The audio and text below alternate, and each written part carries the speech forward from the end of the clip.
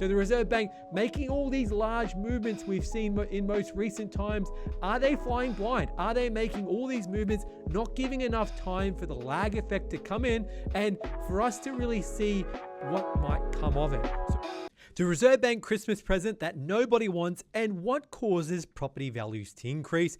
We've seen in the last few months, there's been 5 rate rises this year alone, and borrowers have only been stumped up with the first 2 repayments. We know that it takes about 3 months from when the Reserve Bank comes out and says the rates are rising for the banks to recast and it to affect borrowers. So the rate rise we've seen this month isn't going to affect borrowers until Christmas. That means for the Reserve Bank, they don't know how effective these constant rate rises are happening, and it could be more damaging to the economy. As we can see here, we've seen 5 rate rises, the most recent one in September, another 0.5% increase, taking the official cash rate to 2.35%. This is the most increases we've seen in the official cash rate in a very long period of time. And only looking at May 4th, when the first rate hike of 25 basis points happened, it took 1 month for the banks to recast the minimum monthly repayments. And then 32 days were required, which came the next month, for borrowers to be informed about these changes and what it actually meant from a repayment point of view. And then it only was on the 3rd month that the repayments actually hit borrowers' back pocket, which means we've seen 5 rate rises and effectively only 2 of the 5 have really hit borrowers. The rate movement in September is going to hit borrowers' back pocket in December, and the Reserve Bank is flying blind because a lot of the data they get is 3 months in retrospective. So for example, with inflation, inflationary data comes every quarter. So a lot of the times they've made all these adjustments and movements, but don't necessarily know what the outcome. What I thought we'd do is we'd have a look at previous times in history and what the Reserve Bank has done and how that might correlate in our situation here. Going back to 1995, 1994, where inflation really started to skyrocket. We can see here during this period, the Reserve Bank introduced their target bandwidth, which was between 2 to 3%, which was their inflation target. And back then, inflation skyrocketed to 5.1%. We're currently sitting at 6.1% at the moment. It's estimated we'll get to 7.8%. So this is a really good example and a really good thought exercise to see what the Reserve Bank did back then. Well, we can see they make quite large outsized rate increases of 0.75%, followed by a month off, followed by a 1% increase, and then another 1% increase. So they made some very big moves, not too dissimilar to what we're seeing at the moment, albeit the Reserve Bank is doing similarly, but not giving a month break. And then, of course, we saw that inflationary pressure ease. It came down quite quickly and actually went to a negative. So that's where we can see that lag effect really taking effect. You know, you pull the needle too far on one side, the pendulum swings and it comes down the other way. So that's one thing the Reserve Bank needs to be really careful of, because once those movements were made in 1994, there wasn't another rate movement until 1996, another 18 months where they started to unwind that and they had to cut rates by 0.5%.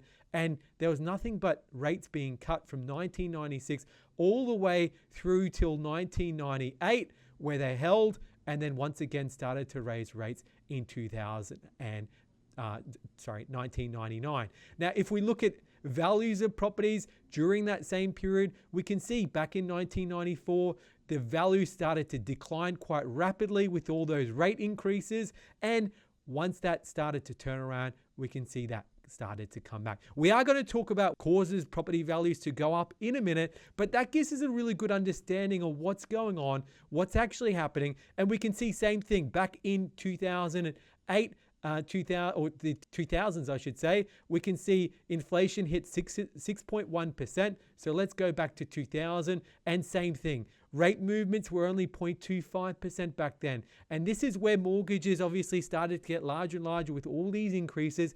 The Reserve Bank took a very steady hand and we're a little bit more careful this time. And we can see back in the 2000s, properties peaked and then came straight back down quite over a fairly long period of time from 2002 back to 2006. So the Reserve Bank making all these large movements we've seen in most recent times.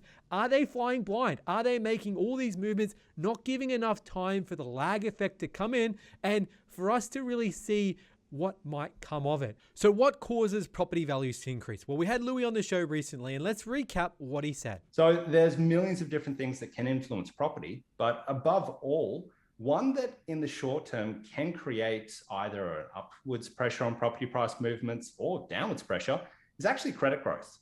And that's what everyone's talking about at the moment, because you've got the RBA increasing interest rates, and that's slowing down how much people are actually borrowing. And historically, when you look at Australian property prices, the major factor in the short term has actually come down to credit growth, because out of all the other factors, things like population growth or wage growth, and even on the supply side, these do all have natural caps on how they grow. Because wage growth, it's not like all of a sudden, one quarter it goes up by 20% and another quarter can go down 20%. Same with population growth. But wage growth overall has been pretty consistent over the past 20, 30 years.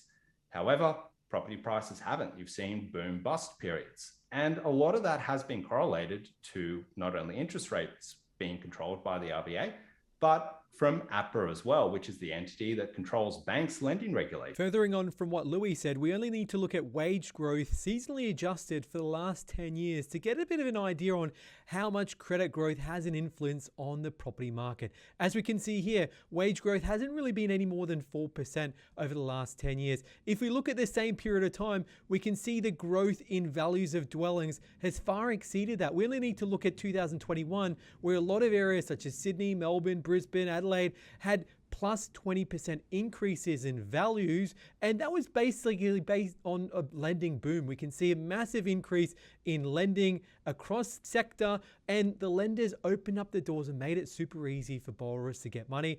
And the same thing goes with debt to income ratio. We've seen the debt to income ratio is something that's consistently grown over the last 30 years from really 1 to 2 times debt to income. Now it's sitting at 5 times, and even the regulator had to limit banks' ability to lend on debt to income ratio no more than 5 times. So we've seen lending criteria as it's gotten easier. Property values have increased quite substantial, because if someone gets told they can lend up to $1 million, well, you can bet their bottom dollar that they're going to use that to go and buy a property for $1 million. The other thing we've seen recently with all these rate hikes, it has reduced people's borrowing power. So for every 0.5% increase, borrowing power does reduce by 5%.